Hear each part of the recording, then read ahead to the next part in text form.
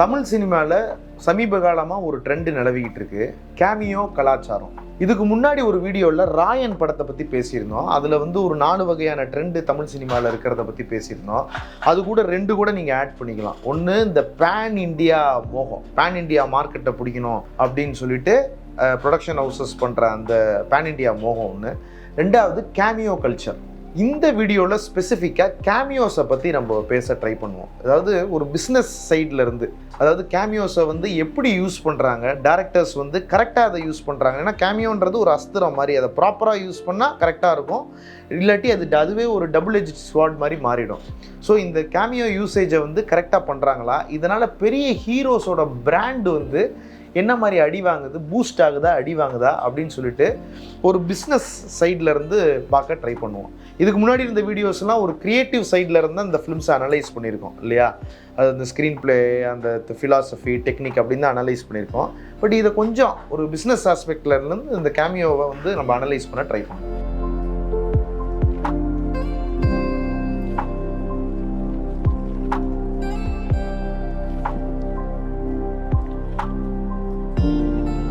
கேமியோஸ்னால் என்னது ஆக்சுவலாக? Literature சென்ஸில், literary சென்ஸில் cameos வந்து நிறைய யூசேஜ் இருக்குது. பட் நம்ம வந்து ஒரு ஃபிலிம்ஸ் ஆங்கிளில் இருந்து பார்க்குறோம் இல்லையா. ஃபிலிம்ஸில் கேமியோனா என்னது? இப்போ ஒரு டீம் இருக்காங்க, ரொம்ப பெருசாக பேர் தெரியாதவங்க, டைரக்டர் இருக்கார், ஆக்டர் இருக்கார்.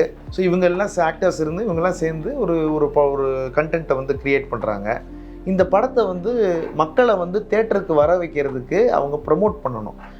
ஏன்னா இவங்க எல்லாருமே பேர் தெரியாதவங்க. அப்போ என்ன பண்ணுறாங்க, ஏற்கனவே எஸ்டாப்ளிஷ் ஆன ஒரு ஆக்டர் இருக்கார், ஒரு பர்சனாலிட்டி இருக்கார், அவரை வாங்க சார் ஒரு சீனில் நடிங்க அப்படின்னு சொல்லி இன்வைட் பண்ணி நடிக்க வச்சு அவரோட பிராண்ட் பவரை யூஸ் பண்ணி மக்களை தேட்டருக்கு கொண்டு வர வைக்கிறாங்க இல்லையா. இதுதான் கேமியோஸோட பர்பஸ். ஒரு சின்ன டீமு அவங்க படத்தை வந்து ப்ரமோட் பண்ணுறதுக்காக என்ன பண்ணுறாங்க, ஒரு பெரிய பிராண்டோட, பெரிய ஒரு பர்சனாலிட்டியோட பிராண்ட் பவரை, பேரை வந்து இரவல் வாங்கிக்கிறாங்க. இதுதான் கேமியோஸோட பர்பஸ். ஒரு 1 இயர் பிஃபோர் ஜெயிலர் படம் பார்த்தோம். அதில் தான் அந்த கேமியோஸை எக்ஸ்டென்சிவாக யூஸ் பண்ணியிருந்தாங்க. ஜெயிலருக்கு கடைசியாக வருவோம். ரொம்ப ரீசண்டாக விஜயோட கோட் படம் பார்த்தோம். கோட் படத்தை பற்றி டெக்னிக்கலாக நாங்கள் அதை வந்து அனலைஸ் பண்ணுறதுக்கு பெரிய ஒரு பேசுபொருள் வந்து கிடைக்கல. அந்த படத்தை அதே மாதிரி படங்கள் நிறைய வந்துச்சு. நிறைய வீடியோஸ் இதுக்கு முன்னாடியே நம்ம போட்டிருக்கோம். இந்த ஹீரோயிசம்னு ஒரு வீடியோ போட்டிருப்போம். அதுக்கு முன்னாடி ராயன்லேயும் இதே மாதிரி இருக்கிற கதைகளை பற்றி நம்ம டிஸ்கஸ் பண்ணியிருக்கோம்.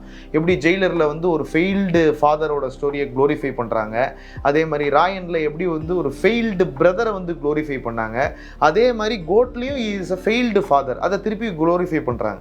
இந்த மாதிரி ட்ரெண்டும் தமிழ் சினிமாவில் இருக்குது. இதை பற்றி ஏற்கனவே வீடியோஸ் வந்து நம்ம போட்டிருக்கோம்.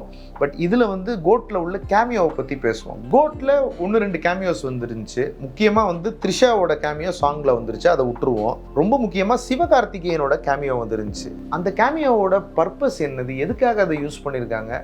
சிவகார்த்திகேயன் வந்து கோட்டை ப்ரமோட் பண்ணுறது, அவரோட பிராண்ட் பவர் யூஸ் பண்ணி கோட்டுக்கு வெளிச்சம் வேணுன்றதுக்காக பண்ணியிருக்காங்களான்னு எனக்கு புரியல. ஏன்னா கோட்டுன்றது விஜயின்னு ஒரு பெரிய ஆக்டர் நடிக்கிறாரு. அவர் படத்துக்கு எந்த ஒரு ப்ரொமோஷன்லாம் மக்கள் வந்து ஒரு ஃபெஸ்டிவல் மாதிரி கொண்டாடுறாங்க. பெரிய மேசிவ் ஓப்பனிங் இருக்குது. அதில் எதுக்கு தேவையில்லாமல் வந்து ஒரு சிவகார்த்திகேயனோட கேமியோ அப்படின்றது எனக்கு புரியல.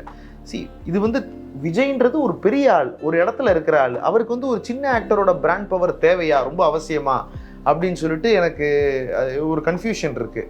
ஏன்னா விஜயோட ஆரம்ப காலகட்டத்தில் பார்த்தீங்கன்னா செந்தூர பாண்டி நடிச்சிருந்தார். அதில் வந்து விஜய் ஒரு பேர் தெரியாத ஆக்டரு. அப்போது விஜயகாந்தோட ஸ்டார் பவரை யூஸ் பண்ணி அவர் வந்து விஜயகாந்தை ஒரு எக்ஸ்டெண்டட் கேமியோவை நடிக்க வச்சுருப்பாங்க. அவருக்கு வந்து ஒரு வெளிச்சம் வந்துச்சு. அதே டெக்னிக்கில் அவர் என்ன பண்ணார், சில ஆக்டர்ஸோட கொலாபரேட் பண்ணார். அதுக்கப்புறம் அஜித்தோட சேர்ந்து ஒரு படம் நடிச்சிருந்தார். அதுக்கப்புறம் சூர்யாவோட சேர்ந்து நேருக்கு நேர் நடிச்சிருந்தார். இந்த மாதிரி நிறைய மற்ற பிராண்ட், அவங்கெல்லாம் வெவ்வேறு பிராண்டு, அப்போல்லாம் அவங்க சின்னவங்களாக இருந்தவங்க, அவங்களோட ஒரு கொலாபரேட் பண்ணி தன்னோட பேரை வந்து அவர் வந்து பரவலாக்குனார். ஒரு டைமில் அவரே ஒரு மாபெரும் பிராண்டாக மாறிட்டார். இப்போ ஒரு டாப் பிளேஸில் இருக்கார். அந்த மாதிரி டைமில் ஏன் அவ்வளோ பெரிய டாப் ஆக்டருக்கு சிவகார்த்திகேயன் மாதிரி ஒரு அவருக்கு கீழே இருக்கிற ஆக்டர், ஸோ அது வந்து அவரோட ஸ்டார் பவர் வந்து தேவையா அப்படின்ற அந்த கேள்வி வந்து இருக்குது. இதுக்கு அடுத்து பார்த்தீங்கன்னா கிளைமேக்ஸில் வந்து மங்காத்தாவோட பிஜிஎம், ஒரு மங்காத்தா ரெஃபரன்ஸ் ஒன்று வந்துச்சு. என்ன, what is the purpose behind இட்னு சத்தியமாக எனக்கு புரியல. யாராவது சொன்னீங்கன்னாலும் நல்லாயிருக்கும். ஏன்னா விஜய்ன்றது ஒரு பெரிய ஒரு சூப்பர் ஸ்டாரு, அஜித்ன்றவர் அவருக்கு எதிரான இன்னொரு சூப்பர் ஸ்டாரு. இவங்க 2 பேரும் கம்பீட்டிங் ஹீரோஸு. இவர் படத்தில் எதுக்கு இவரோட பிஜிஎம்? இது தேவையில்லாமல் மக்களோட அந்த பிராண்ட் பெர்செப்ஷன் இருக்கு இல்லையா, அவங்களுக்கு வந்து அதில் ஒரு கன்ஃபியூஷன் தான் ஏற்படுத்தும் அப்படின்றது என்னோட கருத்து. இது எப்படி அப்படின்னா, ஃபார் எக்ஸாம்பிள் ஒரு பொலிட்டிக்கல் சினாரியோவில் பார்ப்போம். அதாவது ஏடிஎம்கே இருக்குது ஒரு சைடு, இன்னொரு சைடு டிஎம்கே இருக்குது இல்லையா. ஏடிஎம்கேக்கு கீழே அவங்க சில சின்ன கட்சிகளோட கூட்டணி வைக்கிறாங்க, இன்னொரு சைடு டிஎம்கே வந்து அவங்க சில சின்ன கட்சிகளோட கூட்டணி வைக்கிறாங்க. இதுதான் வந்து ஒரு மேட்ச். இந்த சைடு ஒரு துருவம், இந்த சைடு ஒரு துருவம். இப்போ இது இல்லாமல் டிஎம்கேயும் ஏடிஎம்கேயும் சேர்ந்து கூட்டணி வச்சுக்கிட்டா எப்படி இருக்கும்? அந்த மாதிரி சினாரியோ தான் இந்த மங்காத்தா பிஜிஎம் கோட்டில் வந்தது. இது வந்து அதாவது இருபெரும் துருவம் எதிரெதிர இருந்தால் தான் அது மேட்ச். அது இல்லாட்டி அது வந்து அதில் ஒரு சுவாரஸ்யமே கிடையாது. இது வந்து ஒரு வணிக ரீதியாக, ஒரு பிராண்டிங் ரீதியாகவும் இது வந்து ஒரு மிஸ்டேக்குன்னு தான் நான் கருதுகிறேன். இந்த மாதிரி பிராண்டிங் மிஸ்டேக்ஸு சமீப காலமாக ரொம்ப பரவலாக தமிழ் சினிமாவில் நடக்கிறத நம்மளால் பார்க்க முடியுது. இன்னொரு எக்ஸாம்பிள் சொல்லணும்னா மாவீரன், கம்பீட்டிங் ஹீரோஸ் அகைன். அதாவது சிவகார்த்திகேயன் படத்தோட ஹீரோ, அவருக்கு வந்து ஒரு வாய்ஸ் கேட்குது. அந்த வாய்ஸ் யாரோட வாய்ஸ் பார்த்தீங்கன்னா விஜய் சேதுபதி. அவர் ஒரு வாய்ஸ் கேமியோ கொடுத்துருக்காரு. அதில் சிவகார்த்திகேயன் ஒரு லீக்ல இருக்கிறாரு, அவருக்கு ஈக்குவலான லீக்ல இருக்கிறாரு விஜய் சேதுபதி. ரெண்டு பேருமே கம்பீட்டிங் ஹீரோஸ், சிவகார்த்திகேயன் விஜய் சேதுபதி அப்படின்னு தானே நம்ம சொல்றோம் விஜய் அஜித்துக்கு அப்புறம். அப்படின்ற போது இவர் படத்துல எதுக்கு வந்து விஜய் சேதுபதி வாய்ஸ் கொடுக்கணும் அப்படின்றது எனக்கு புரியல. இதுவும் வந்து ஒரு பிராண்டிங் மிஸ்டேக்காக தான் நான் பார்க்குறேன். இப்போ சிவகார்த்திகேயன் நடிக்கிறாரு, அந்த வாய்ஸ் வந்து கமலஹாசன் மாதிரி ஒரு ஆக்டரோட வாய்ஸ் கேட்குது, இல்லாட்டி ஒரு மோகன்லால் மம்முட்டி ஒரு வாய்ஸ் கேட்குது. ஒரு எக்ஸாம்பிளுக்கு சொல்கிறேன் அப்படின்னா, ஏன்னா அவங்க வந்து நான் கம்பீட்டிங் ஹீரோஸ், வேறு லீக்ல இருக்கிறவங்க, அவங்களோட வாய்ஸ் வந்து இவருக்கு வந்து ஹெல்ப் பண்ணுது அப்படின்னா அது வேற மாதிரி இருந்திருக்கும். அதுதான் கரெக்டான பிராண்டிங் அப்படின்னு சொல்லிட்டு அப்படி தான் நான் அதை பார்க்குறேன். விஜய் சேதுபதி அப்படின்னு சொல்லும் போது நம்மளுக்கு வந்து விஜய் சேதுபதி ஒரு கேஸ் ஸ்டடி, எப்படி வந்து பிராண்டிங் கேன் கோ ராங் அப்படின்ட்டு. அவர் தான் வந்து இந்த பிராண்டிங் ஃபெயிலியருக்குரிய ஒரு கேஸ் ஸ்டடியாகவே நம்ம வந்து எடுத்துக்கலாம். ஃபார் எக்ஸாம்பிள், அவர் வந்து பயங்கர ஒரு டாப் லீக்கு வந்துகிட்டு இருந்தார். உங்களுக்கே தெரியும், பெரிய மேசிவ் ஓப்பனிங் இருந்துச்சு.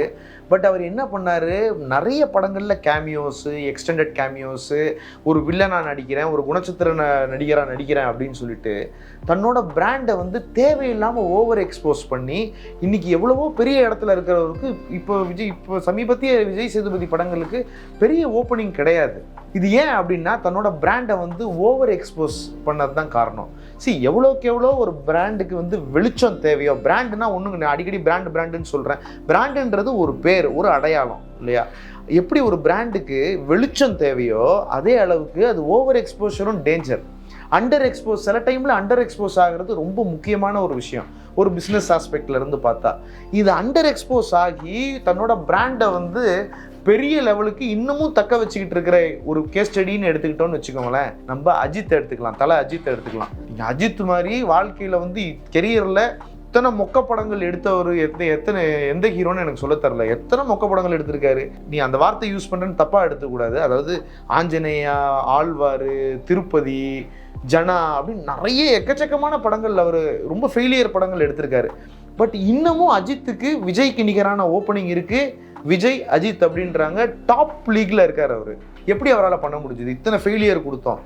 ஏன்னா அவரோட பிராண்டை, அவரோட ஆஃப் ஸ்க்ரீன் பெர்சோனா, அவரோட பிராண்டை தேவையில்லாமல் அவர் வந்து ஓவர் எக்ஸ்போஸ் பண்ணது கிடையாது, தேவையில்லாமல் கேமியோஸ் பண்ணது கிடையாது, தேவையில்லாமல் ஒரு ஃபங்க்ஷனுக்கு வந்து தலையை காமிச்சது கிடையாது. எந்த பிராண்டை வந்து ஒரு மிஸ்ட்ரி, அவர் பேரை சுற்றிலும் ஒரு மிஸ்ட்ரி, அவரோட லைஃப் ஸ்டைலை சுற்றிலும் ஒரு மிஸ்ட்ரி, இதை வேற மாதிரி யூஸ் பண்ணி தன்னோட பிராண்டை தக்க வச்சுக்கிட்டாரு. இவர் Ajith is a case study. எப்படி ஒரு பிராண்டிங்னா என்னது, ஒரு பிஸ்னஸ் ஆஸ்பெக்ட்ல இருந்து சக்ஸஸ்ஃபுல்லாக எப்படி தன்னோட பேரை வந்து பிராண்ட் பண்ணணும் அப்படின்றதுக்கு Ajith is a classical example. வீடியோவோட ஸ்டார்ட்ல ஜெயிலர் பற்றி பேசியிருந்தேன். இப்போ ஜெயிலர் சப்ஜெக்ட்டுக்கு வருவோம். ஜெயிலர் வந்து இட் இஸ் அன் எக்ஸாம்பிள் எப்படி கேமியோஸை வந்து எஃபெக்டிவாக யூஸ் பண்ணாங்க அப்படின்னு சொல்லி நம்ம சொல்லலாம். ஒரு பேன் இண்டியா ஒரு அக்செப்டன்ஸ் வேணுன்றதுக்காக மலையாளத்துலேருந்து மோகன்லால், கன்னடத்துலேருந்து சிவராஜ்குமார், ஜாக்கி ஷ்ராஃப், இந்த ஆக்டர்ஸை கேமியோஸில் நடிக்க வச்சு எப்படி சக்ஸஸ் கொண்டு வந்தாங்க அப்படின்னு சொல்லி நம்ம பார்க்கலாம். பட் இருந்தாலும் ஒரு பிராண்டிங் ஆஸ்பெக்ட்லேருந்து நான் வந்து ஒரு ரஜினி ஃபேன். ஓகே, ரஜினின்ற பேருக்கே ஒரு பெரிய அப்பீல் இருக்குது. அது கேரளாவாக இருக்கட்டும், கன்னடாவாக இருக்கட்டும், கர்நாடகாவாக இருக்கட்டும், ஆந்திராவாக இருக்கட்டும். அவருக்கு வந்து இத்தனை வந்து ஒரு சப்போர்ட்டிங் ஸ்டார் பவர் வந்து தேவையா அப்படின்றது அஸ் அ ஃபேனாக வந்து என்னால் அக்செப்ட் பண்ண முடியல. ஒரு ரஜினியோட பெர்ஸ்பெக்டிவ், ஜெயிலர் மேபி ஹியூஜ் சக்ஸஸாக இருந்திருக்கலாம் வெவ்வேறு ஸ்டேட்டில். பட் ஒரு ரஜினி பெர்ஸ்பெக்டிவ்லேருந்து, அவரோட பிராண்ட் பெர்ஸ்பெக்டிவ்லேருந்து பார்த்தா அது வந்து தப்புன்னு தான் நான் சொல்லுவேன். இன்னும் கூலியில் பார்த்தீங்கன்னா இன்னும் நிறைய பேரை நடிக்க வச்சுக்கிட்டு இருக்காங்க. அது எங்கே போய் முடிய போகுதுன்னு தெரில. எஃபெக்டிவாக யூஸ் பண்ணாங்கன்னா ரொம்ப நல்லாயிருக்கும். இந்த பேன் இண்டியா அப்படின்னு சொல்லிட்டு என்ன பண்ணிடுறாங்க நம்ம டைரக்டர்ஸு, ஒரு மலையாளத்தில் அது ஹிட் ஆகணும்னு ஒரு மலையாள ஆக்டரை தூக்கி போடுறது, ஒரு கர்நாடகாவில் ஹிட் ஆகணும்னு கன்னடா ஆக்டரை தூக்கி போடுறது, ஹிந்தியில் ஹிட் ஆகணும்னு ஒரு ஹிந்தி ஆக்ட்ரஸை தூக்கி நடிக்க வைக்கிறது. இது இப்படின்னா இது ஒரு பேன் இண்டியா அப்பீல் வந்துடும் அப்படின்னு சொல்லிட்டு ஒரு தப்பான புரிதல் இருக்கோ என்னவோ அப்படின்னு தான் நான் நினைக்கிறேன். ஏன்னா ஒரு பேன் இண்டியா சக்ஸஸ் அப்படின்னா நீங்கள் எதை சொல்லுவீங்க, எந்த படத்தை சொல்லுவீங்க? ஃபர்ஸ்ட் அண்ட் ஃபார்மோஸ்ட் பாகுபலி தான். பாகுபலியில் யாராவது ஒரு பேன் இண்டியா ஆக்டர் இருக்காங்களா? இல்லை. அவங்க எல்லாருமே local actors. But now they are different brands. இங்கே ஆந்திரான்னு ஒரு ஆந்திரா தெலுங்கானான்னு ஒரு ஸ்டேட்டில் இருந்து ஒரு லோக்கல் இண்டஸ்ட்ரியிலேருந்து பேன் இண்டியா சக்ஸஸ் ஆகிருக்காங்க. பிரபாஸ்னா இப்போ ஒரு பேன் இண்டியா பிராண்டாக மாறிட்டார். ராஜமௌலி அப்படின்னா அது ஒரு பேன் இண்டியா பிராண்டாக மாறிட்டாங்க. எப்படி அது முடிஞ்சுது? தேர் ஆல் லோக்கல் டேலண்ட். அவங்க எக்ஸ்போர்ட் தான் பண்ணாங்க, அங்கேருந்து இம்போர்ட் பண்ணல. நீங்கள் ஒரு ஹிந்தியிலேருந்து ஒரு ஆளை நடிக்க வச்சாதான் அது பேன் இண்டியா சக்ஸஸ் ஆகும் அப்படின்னா அதை ஒரு தப்பான புரிதல் தான் சொல்லுவேன். We have to create local brand. அந்த லோக்கல் பிராண்ட்ஸை எக்ஸ்போர்ட் பண்ணணும். இதுதான் மெயின். நம்ம வெளியிலேருந்து ஆட்களை கொண்டு வரேன் அப்படின்னு சொல்லிட்டு அதை ஒரு குளறுபடி பண்ணுறது தப்புன்னு தான் நான் நினைக்கிறேன். இந்த பேன் இண்டியான்னு சொல்லி பேசும்போது இப்போ பாருங்கள், கங்குவாலாம் சூர்யா பாம்பேலே போய் செட்டில் ஆகிட்டார். தன்னோட பேன் இண்டியாவுக்கு மார்க்கெட் கிரியேட் பண்ணணும் அப்படின்னு சொல்லிட்டு அவர் கூடயே அவரோட ப்ரொடியூசர் இந்த ஞானவேல் ராஜாவும் அங்கே ஆஃபீஸை செட் பண்ணிட்டாங்க. ஸோ பாம்பேயில் பக்கத்தில் இருந்தால் தான் ஒரு பேன் இண்டியா அப்பீல் கிரியேட் பண்ண முடியும். சென்னையில் இருந்துகிட்டே ஒரு பேன் இண்டியா கண்டென்ட்டை க்ரியேட் பண்ண முடியாதுன்னு நினச்சிட்டாங்கன்னு நினைக்கிறேன் நான். அது சரியா தப்பா அப்படின்னு நம்மளுக்கு தெரியல. நம்மளோடலாம் பெரிய பிஸ்னஸ் மேன் அவங்க. பட் என்னை பொறுத்த வரைக்கும் அது தப்பு தான். அது காலம்தான் பதில் சொல்லணும். அது அவங்களோட ஸ்ட்ராட்டஜி கரெக்டாக தப்பா அப்படின்னு சொல்லிட்டு. டு எண்ட் த நோட், இந்த கேமியோஸ் முன்னாடி சொன்ன மாதிரி it is a double edged sword. இது ஒரு அஸ்திரம் மாதிரி தான். அது கரெக்டாக யூஸ் பண்ணால் சக்ஸஸ்ஸு, தப்பாக யூஸ் பண்ணால் தன்னோட பேரை கீழே இறக்கி விட்ரும். ஸோ அதனால் இது நிறைய பேர் இதை மிஸ்யூஸ் பண்ணக்கூடாது. ஏன்னா நிறைய பேர் இது கேமியோஸ் யூஸ் பண்ணுறாங்க. One of the reasons might be அவங்க சப்ஜெக்டில் அவங்க கான்ஃபிடன்ஸ் இல்லாமல் இருக்கலாம். நிறைய கேமியோஸை உள்ளே தூக்கி நிறைய ஆக்டர்ஸை உள்ளே போட்டால் இதை அந்த கேப்பை ஃபில் பண்ணிடலாம் அப்படின்னு சொல்லி நினைக்கிறாங்களோ என்னவோ தெரியல. ஸோ இது கரெக்டாக யூஸ் பண்ணால் it can be a powerful weapon. இல்லாட்டி it will be just a gimmickry. என்ன சார், அன்சக்ஸஸ்ஃபுல்லான கேமியோஸ் பற்றி பேசுகிறோமே, சக்ஸஸ்ஃபுல் கேமியோஸ் பற்றி எதுவும் எக்ஸாம்பிள்ஸ் இல்லையான்னு நீங்கள் கேட்கலாம். தமிழ் சினிமாவில் ரொம்ப கம்மி. பட் சில பல கேமியோஸ் சொல்லணும் அப்படின்னீங்கன்னா, விக்ரமில் ரொம்ப ரோலெக்ஸ் சூர்யா வந்தார் இல்லையா, அதை ஒரு கேமியோன்னு சொல்லலாம். சில பேர் அது ரோல் இன்ட்ரடக்ஷன், எல்சியூவில் அவருக்கு இன்னொரு பெரிய ரோல் இருக்குது, அதோட இன்ட்ரோட் தான் அப்படின்னு சொல்லலாம். பட் அந்த படத்தை பொறுத்த வரைக்கும் it is a cameo, it is a successful cameo, அதை எடுத்து வச்சுக்கலாம். அதே மாதிரி கொஞ்சம் பின்னாடி போனோம் அப்படின்னா, அஜித் பேசியிருந்தோமே, அஜித்தோட இங்கிலீஷ் அவர் தன்னோட ப்ரொடியூசருக்காக ஒரு சின்ன கேமியோ பண்ணியிருப்பார். Highly successful cameo. அது நல்ல இங்கிலீஷ்க்கு இங்கே தமிழ்நாட்டில் ஒரு வெளிச்சத்தை ஏற்படுத்துச்சு அந்த கேமியோ. அதே மாதிரி இன்னும் கொஞ்சம் போனால் நம்ம ஆண்டவர் கமல் நலதமயந்தியில் அவரோட படத்தை ப்ரமோட் பண்ணுறதுக்காக ஒரு கேமியோவை சூப்பராக யூஸ் பண்ணியிருப்பார், விருமாண்டி படத்தை ப்ரமோட் பண்ணுறதுக்காக. ஸோ அது ஒரு நல்ல கேமியோ. அதே மாதிரி இன்னும் கொஞ்சம் பின்னாடி போனோன்னா, அதே கமலஹாசன் மகளிர் மட்டும்ல தன்னோட பிராண்டை யூஸ் பண்ணி மகளிர் மட்டும் படத்தை ஒரு சக்ஸஸ் ஆகிறதுக்கு அவர் தான் அதில் ப்ரொடியூசரு. அதை எஃபெக்டிவாக யூஸ் பண்ணியிருப்பாங்க அந்த கேமியோ. இதெல்லாம் some of the examples of very successful cameos in Tamil film industry. இந்த வீடியோ இந்த கேமியோஸ் பற்றி பேசியிருந்தோம்ல, இதில் ஏதாவது இன்ஃபர்மேட்டிவாக இருக்குது, ஒரு பிஸ்னஸ்ஸு பிராண்ட்ஸு அப்படின்னு ஏதாவது வேறு ஒரு பார்வை உங்களுக்கு கிடச்சிருந்துச்சு அப்படின்னா, நீங்கள் இது நல்லா இருந்துச்சு நீங்கள் நினச்சிங்கன்னா please give us a like and also subscribe.